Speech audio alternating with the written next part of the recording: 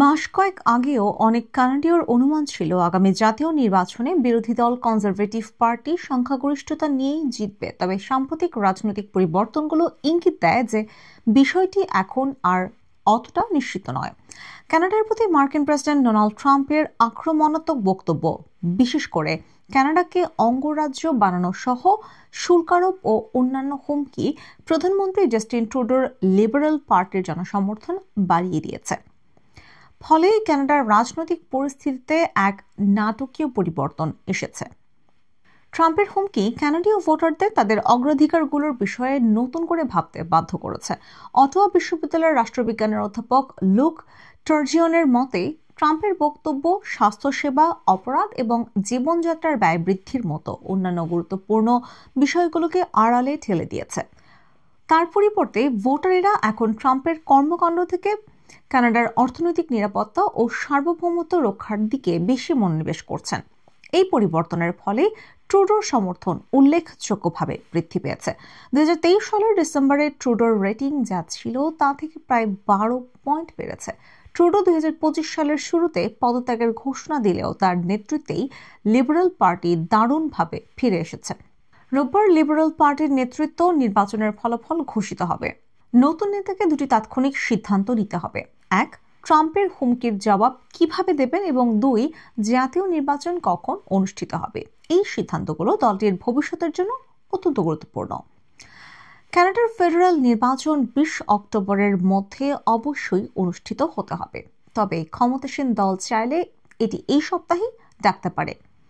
জরিপগুলো ইঙ্গিত দেয় যে অনেক কানাডীয় এখনও নেতৃত্ব পরিবর্তনের পক্ষে, তবে সেই পরিবর্তন কনজারভেটিভদের দিকে যাবে নাকি লিবারেল নেতৃত্বের অধীনে একটি নতুন দিক নির্ধারণ করবে তা অনিশ্চিত।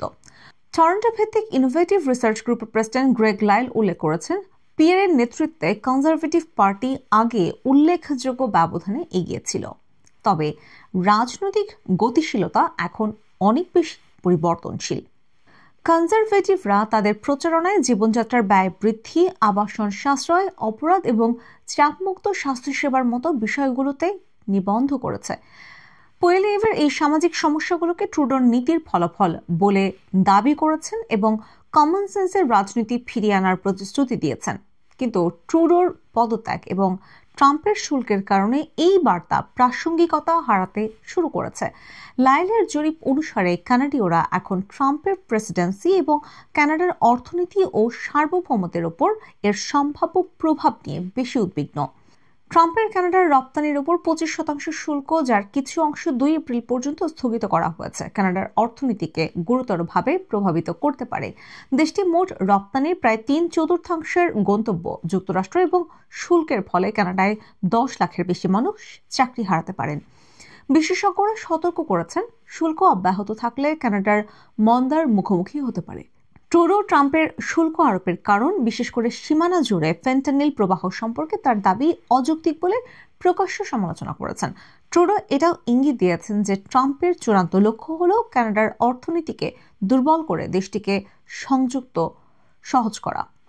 কানাডার উপর ট্রাম্পের প্রভাব নিয়ে ক্রমবর্ধমান উদ্বেগ আসন্ন নির্বাচনের একটি নির্ধারিত বিষয় হয়ে উঠেছে। অধ্যাপক টার্জিয়ন উল্লেখ করেছেন, ট্রাম্পের হুমকি থেকে কানাডাকে রক্ষা করার জন্য কে সবচেয়ে ভালো অবস্থানে, সেই প্রশ্ন এখন রাজনৈতিক আলোচনার কেন্দ্রবিন্দুতে পরিণত হয়েছে। যদিও কনজারভেটিভ পার্টি জরিপে 40% সমর্থন নিয়ে এগিয়ে আছে, কিন্তু লিবারেলরাও উল্লেখযোগ্য অগ্রগতি করেছে।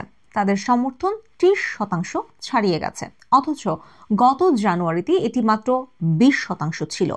লিবারেলরা পোয়েলিয়েভার এবং ট্রাম্পের মধ্যে মিল তুলে ধরার চেষ্টা করেছে, বিশেষ করে তাদের বক্তব্যে। সাম্প্রতিক এক বিতর্কে লিবারেল প্রার্থীরা পোয়েলিয়েভারকে আমাদের ছোট ট্রাম্প বলে উল্লেখ করেছেন এবং পরামর্শ দিয়েছেন তিনি মার্কিন প্রেসিডেন্টের অনুকরণ করার চেষ্টা করছেন। লিবারেল পার্টির এক আক্রমণাত্মক বিজ্ঞাপনে ট্রাম্প ও পোয়েলিয়েভারের তুলনা টেনেছেন, যেখানে তাদের উভয়কে ভুয়া সংবাদ এবং কট্টর বামের মতো বাক্যাংশ ব্যবহার করতে দেখা গেছে। এই আক্রমণ সত্ত্বেও পোয়েলিয়েভার এবং ট্রাম্পের রাজনৈতিক শৈলীতে উল্লেখযোগ্য পার্থক্য আছে।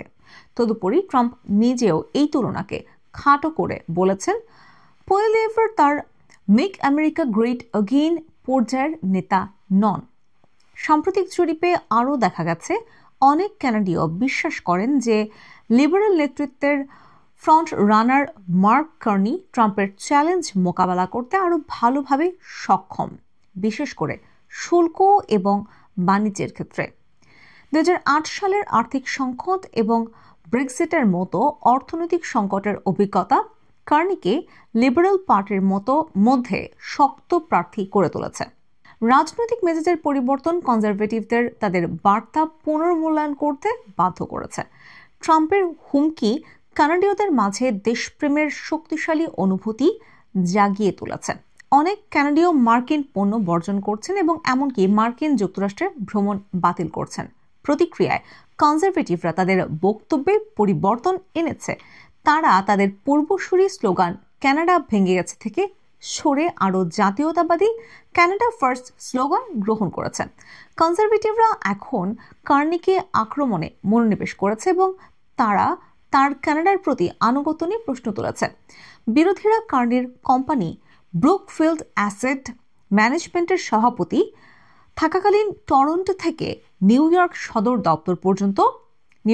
সদর দপ্তরের স্থানান্তরের সিদ্ধান্তে তারা ভূমিকা নিয়ে উদ্বেগ প্রকাশ করেছে, যদিও কার্নি এই সিদ্ধান্তে তার জড়িত থাকার কথা অস্বীকার করেছেন।